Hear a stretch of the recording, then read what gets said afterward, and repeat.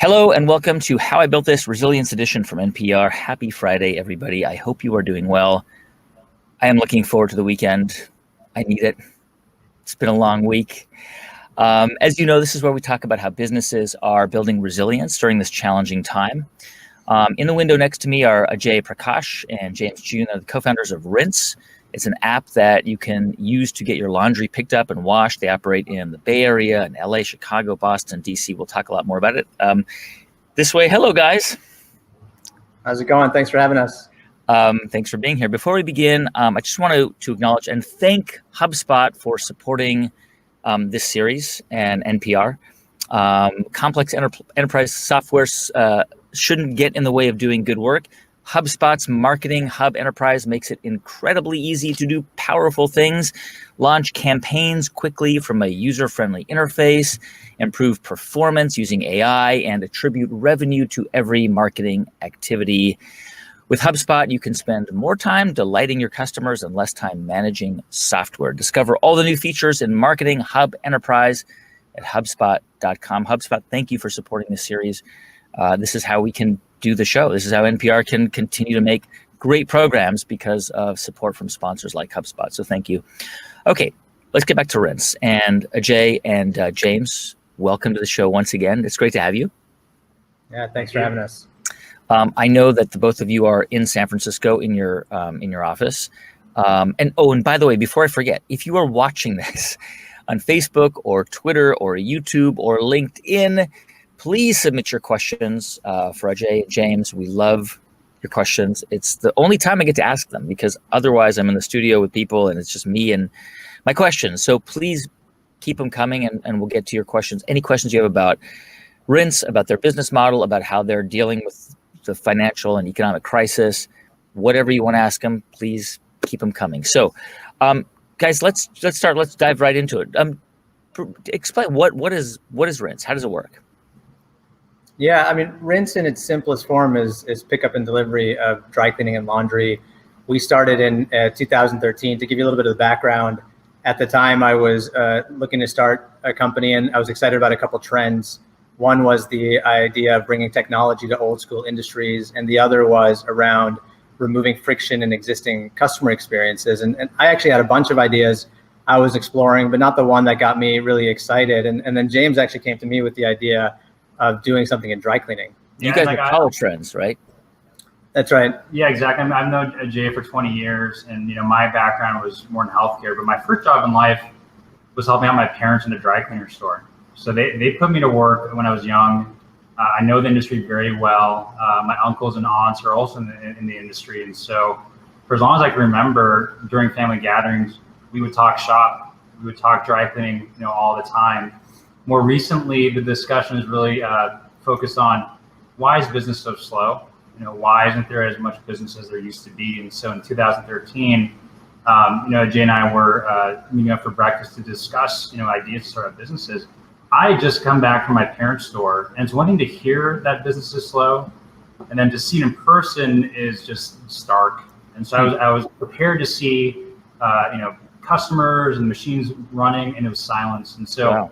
That image stuck with me, and so when I was going to eat breakfast with Ajay, I asked Ajay, what can we do to help dry cleaners? Yeah, and that was a moment for me where the bells kind of went off, and I thought dry cleaning was perfect for the trends I was looking at. I'd always viewed James as a potential co-founder, but didn't have any interest in doing healthcare stuff. And I think it was too good to pass up the unique advantage we brought to the table with him understanding the dry cleaning side of the equation. And so we actually we ran out a week later, did a test with 11 of our friends. We picked up their clothes. We cleaned them at James's parents' shop. We delivered them back. And from all of them, we got this unanimous response of, hey, this is awesome. When are you guys coming back? Yeah, when are you going to come back and bring my laundry to me folded, perfect, clean? I know that, James, your parents' dry cleaning shop is, I believe, in South San Francisco, right? Correct. And you guys met at college. I mentioned Ajay, you were like in consulting, and then you went and worked for I think for a startup. And James, you were in the healthcare startup industry. You worked at Genentech for a while. But it sounds like both of you in the back of your minds were just kind of waiting for the right moment to start your own thing. Yeah, and I think that was sort of when the conversation around rinse happened. I was actively exploring ideas on the consumer side. He was actively exploring ideas on the healthcare side. And I think, that day, it was January 2013 when we met up for breakfast. Yeah. James just started talking about dry cleaning, and I got really excited. And then that was the start of now it's been a 7+ year conversation. Wow. I mean, I love that because the business model, right, for dry cleaning has been more or less the same. It's been small mom and pop shops like James, like your parents, or maybe they've got, some people have a few dry cleaning shops, and there's like Zips and some of these small chains that are franchised. But really, it was an industry ripe for a completely new approach. Absolutely. And I think the biggest thing is that as consumer behavior has shifted, what's become very clear in dry cleaning is that it's full of a ton of friction. And it's not one big point of friction. It's a lot of little points of friction along the way. So if you think about the dry cleaning experience historically, you don't know who's a good dry cleaner. So you just go to the nearest one. You're held hostage to proximity. You can't assess quality until after the clothes come back. So it's a bit of a crapshoot for us as customers. The model is very vendor centric in the sense that they're open 9 to 5, closed on weekends, which doesn't work if you're actually at work during that time. And there's limited technology, limited customer service, limited transparency. We call that internally death by 1,000 cuts. And when we were getting Rinse started, our idea was let's systematically remove the death by 1,000 cuts, create a seamless experience from start to finish, and provide one simple solution for the closet, but then also work with the best cleaners out there who are struggling. They don't know how to get volume. Let them do what they do best, which is clean the clothes and then manage everything else. And so that's how Rinse got started. I'm curious, James. I mean, a lot of dry cleaning shops don't clean on site. They just collect the clothing and then send it off to a central, location that dry cleans for 100 different shops. I mean, did your parents initially say, hey, this idea might put people like us out of business? It's for them, they almost had the opposite reaction in the sense that their generation, as Ajay mentioned, they're very good at cleaning clothes. Customer acquisition has totally transformed. So there's a whole class of entrepreneurs who don't monitor Yelp, who don't understand that customer discovery has gone online. And so what's happening is that across the board, volume has declined because people are searching for companies and services online. So we found that as a need that we could help fill. So it's our job to partner with the best dry cleaners and then give them volume. We're good at acquisition.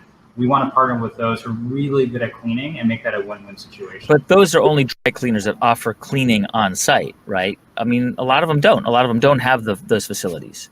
Yeah, in the dry cleaning industry, there's a hub and spoke model, so to speak, and so these sort of storefront only ones are usually attached to a main plant, and so for them, that's the customer acquisition tool through location. So they're set up at high traffic areas.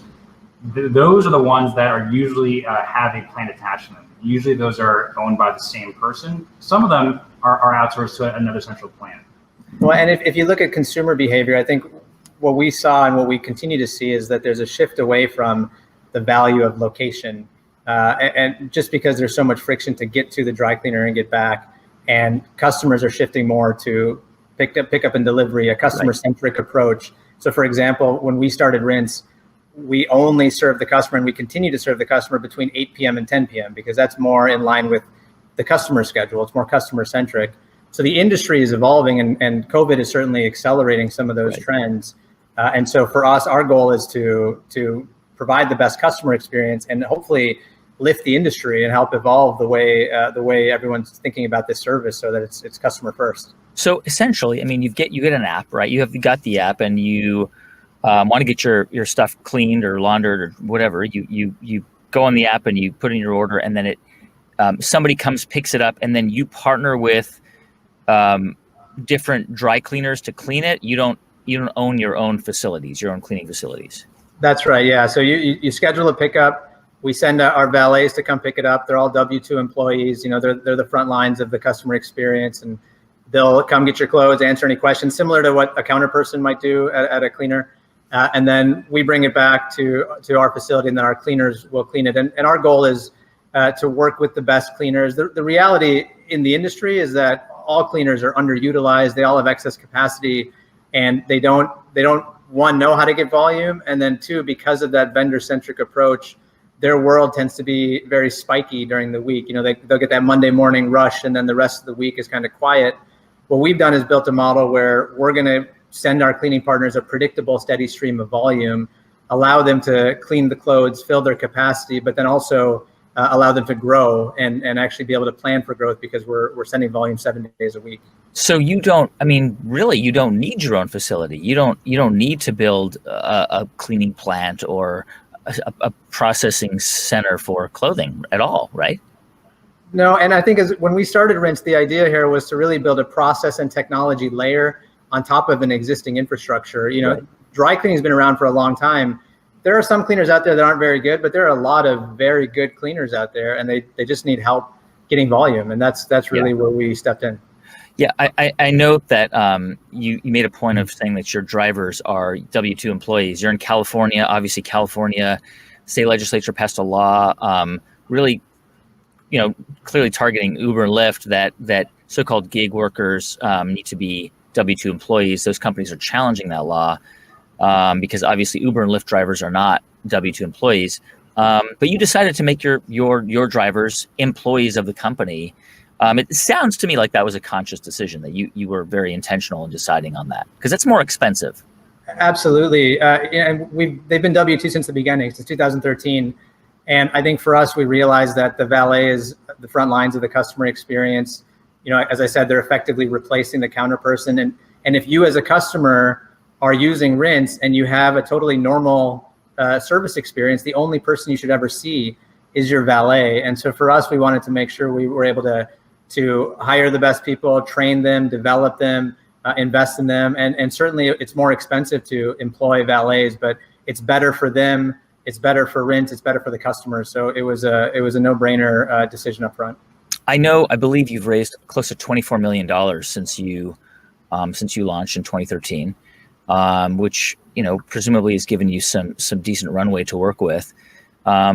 Here we are, right? I mean, I imagine last year was a bumper year for you, like it was for pretty much every other company. 2020 was like the best. 2019 was like the best year for everybody who's been on How I Built This. And then here we are in this really odd, unusual, challenging situation.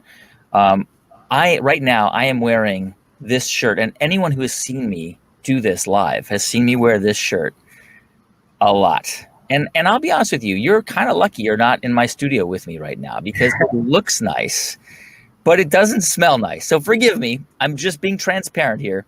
I have not done any dry cleaning since March. I've been doing my own laundry. You know, I imagine lots of other people have. So I imagine you've also seen a drop in your business.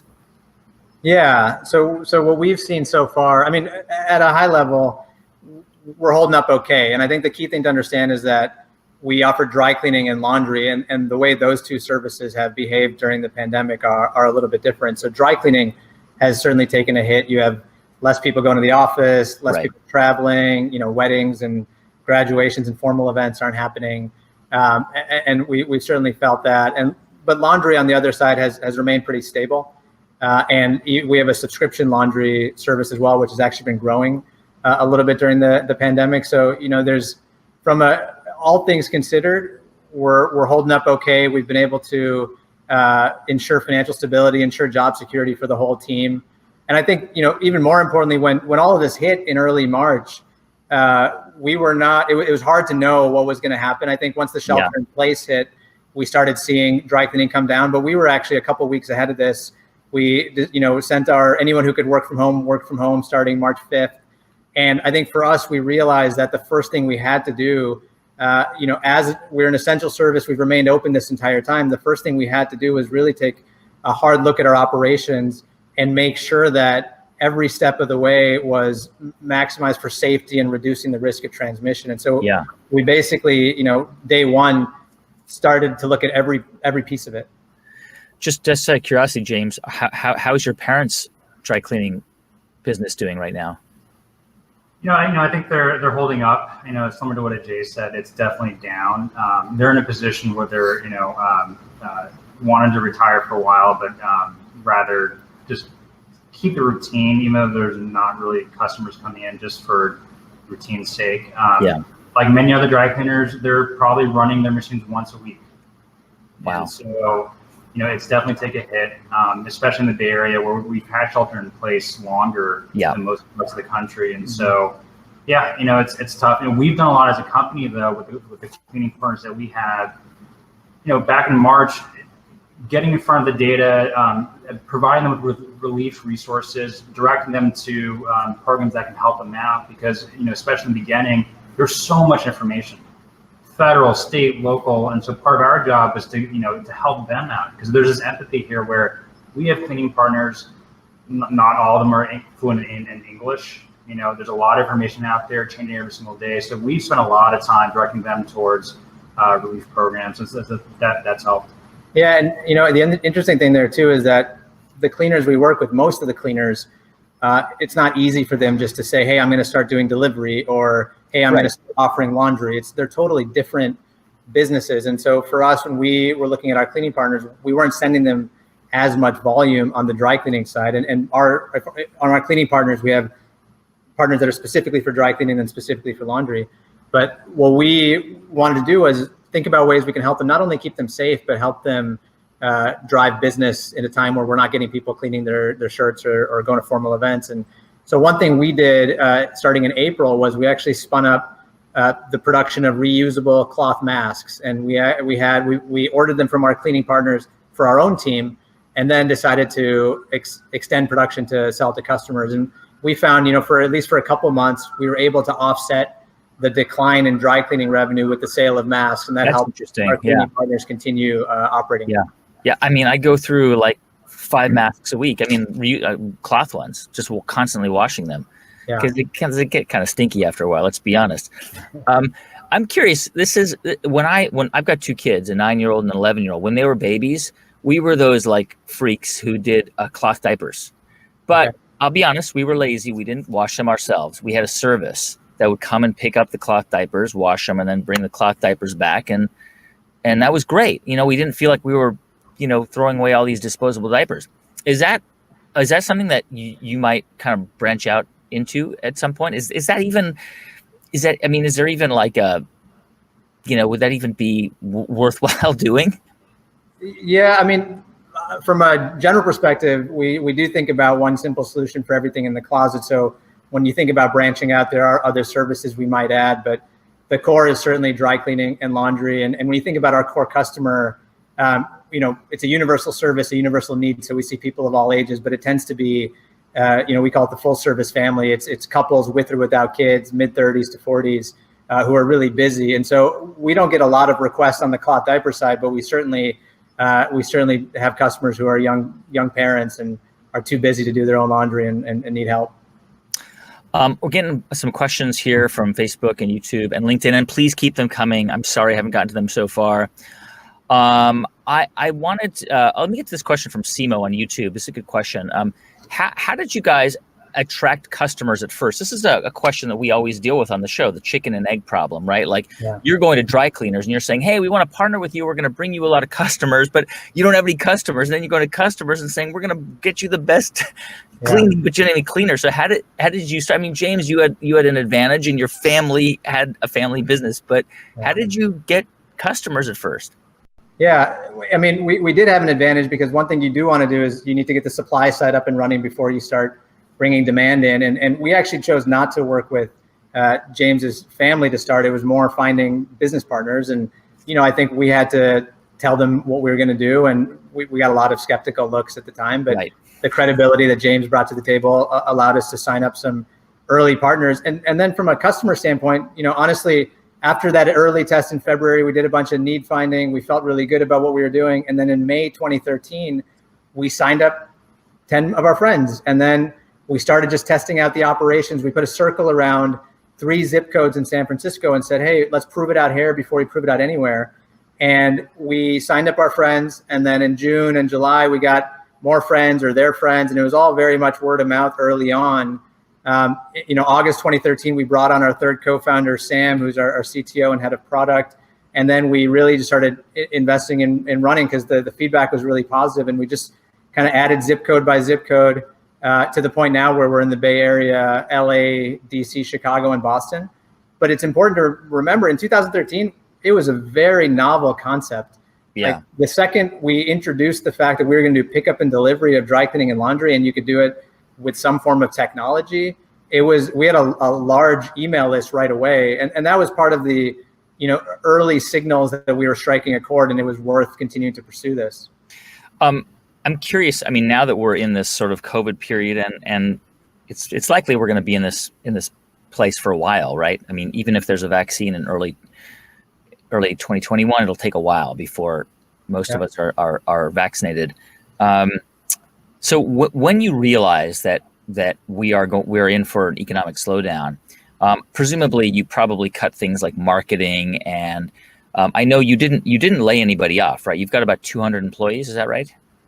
Yeah, we have about 60 non-valet employees and almost 300 active valets. Okay, so you didn't lay anybody off, as far as I understand, right? Right. For people. Okay, so what other things are you doing, like, to kind of steel yourself for a period of time where your growth may not be what you had projected it to be in January of 2020?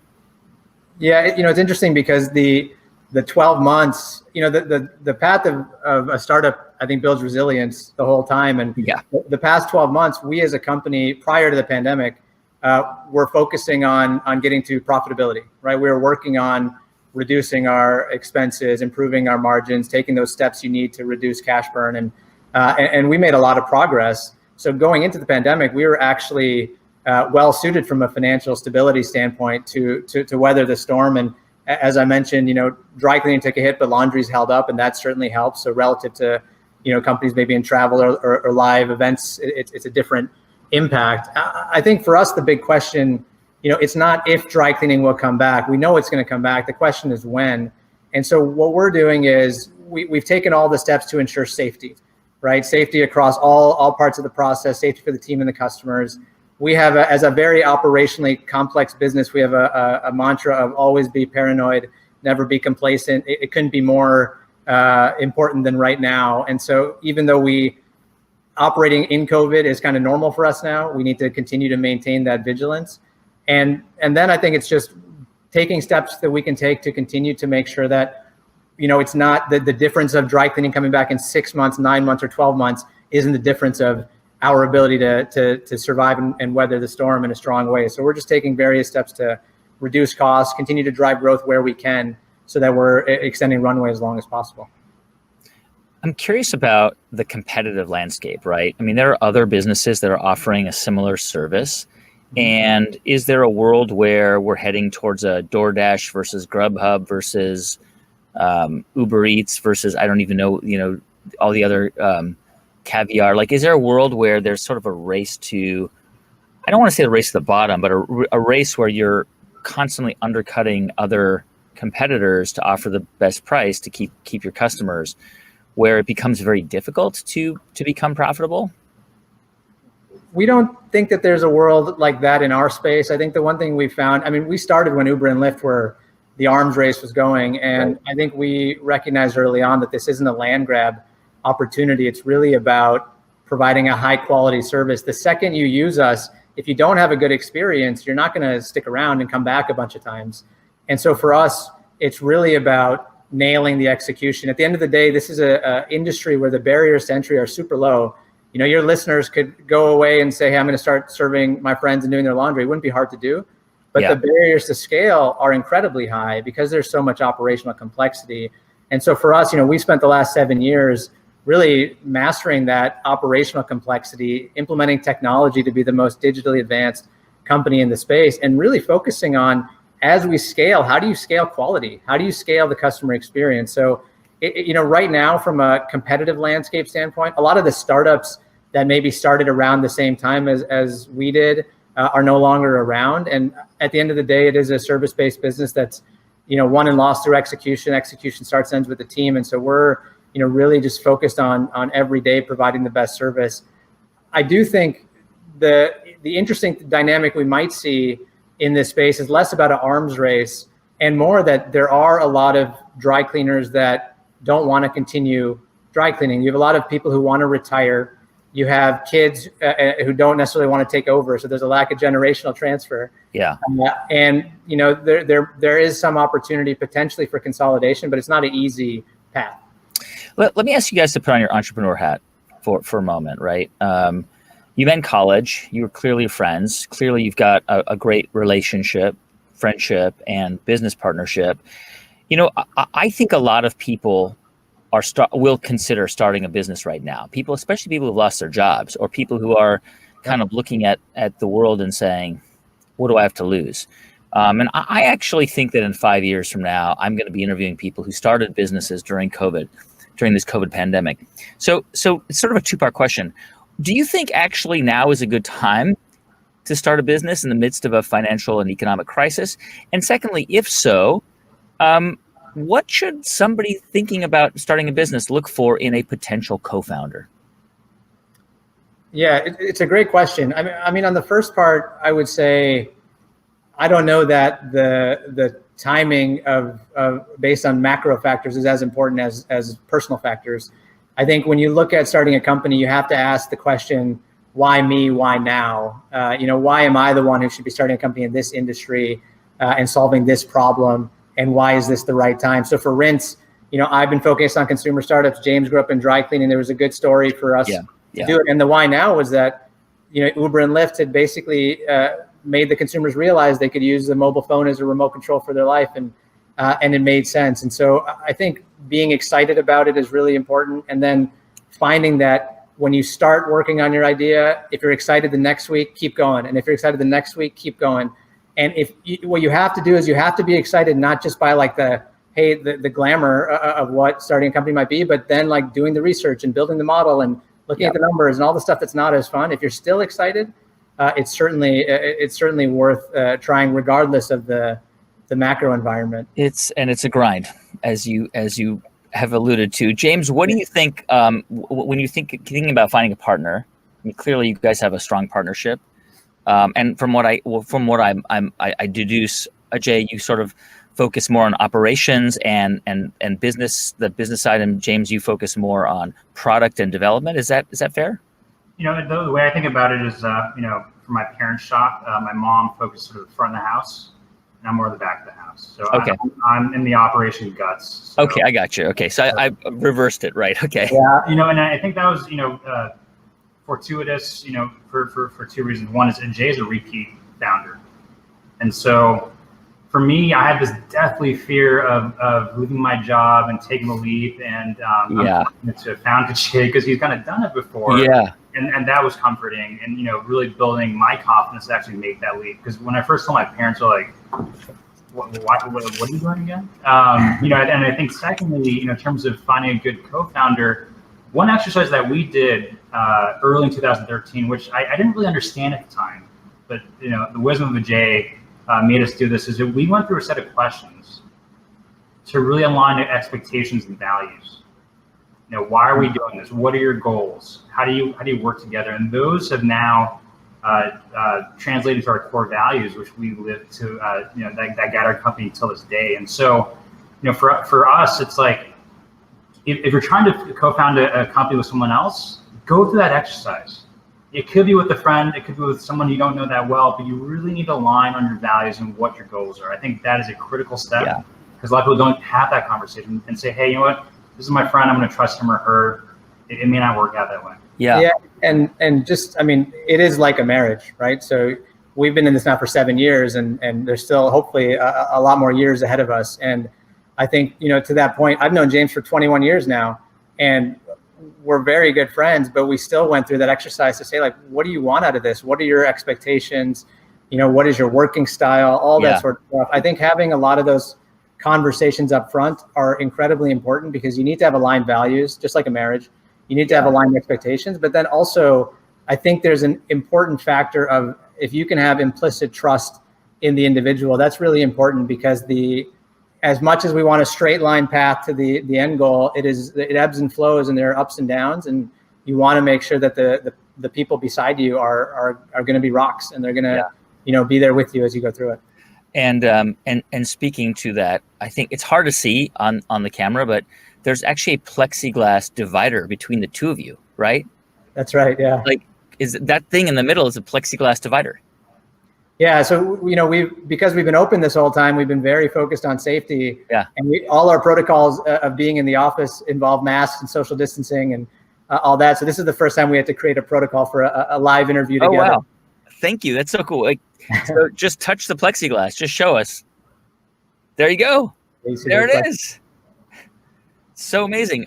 Really quick before I let you guys go, when you look back at this moment in 5 years from now, what do you want to take with you? I mean, people are working from home. It's stressful. Like, you're probably managing your teams remotely. You're doing a lot of Zoom calls and Slack and all that stuff. But some of those things, or some of the things that you probably are doing now, you like work. Maybe not those things I mentioned, but what are some ideas or values or approaches that you've taken over the past 5 or 6 months that you want to take with you into the future of the business?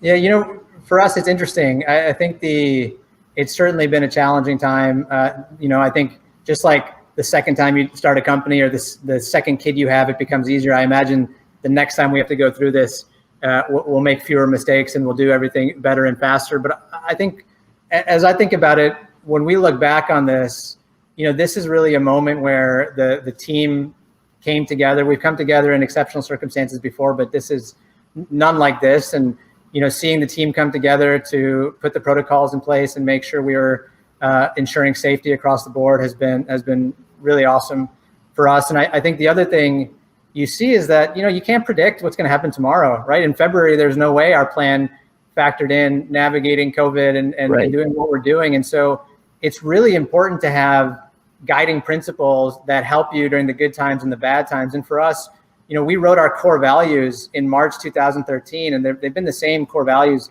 for the last 7 years. And two of them that we've used as we've communicated with the team a lot during this period are, number one, make mom proud, which is an ode to James's mom, who helped us so much at the beginning. But really, whatever action you take, you need to be proud to tell your mom about. And then the other is embrace change and ambiguity. And that one is really, it applies to every day of a startup's life, but certainly applies and is even more pronounced during this time period. So the importance of having core values, the importance of having guiding principles, so that when you get into situations like this where things can get blurry, you can stay rock solid and focused on the goal, I think is a really important takeaway. Awesome. Guys, thank you so much for joining us. Awesome. Thanks for having us. Thank you. Stick around. A couple quick announcements before we go. And we are going to be taking some time off next week because we need it. I need to launder and dry clean my shirts. But we're going to be back in your social feeds with more live resilience conversations on Tuesday, August 25th with Niraj Shah, co-founder and CEO of Wayfair. He was on the show 2-3 years ago. He's coming back to tell us how Wayfair is doing. Also, we'd love to know who you'd like to see on the show. So please let us know. Go on Twitter or Facebook, message us, let us know. Monday, we've got a brand new episode of How I Built This dropping. It's about ZocDoc. It's an amazing story with the founder, co-founder, and CEO, Oliver Karaz. Super interesting story of a bunch of pivots. One more last announcement. I have a book. It is coming out in a month, How I Built This. It's called How I Built This. No surprise. You can pre-order the book right now wherever you order books. If you do that and you want a signed book plate, I will sign a book plate for you. Go to my website, guyraz.com. I will send you a free signed book plate if you pre-order the book before the 15th of September. It's full of wisdom, ideas, stories, including some of the ideas we've talked about today. Ajay, Prakash, and James, Joun, guys, thank you so much. It's so great having you. Thank you. Appreciate it. Bye, everybody.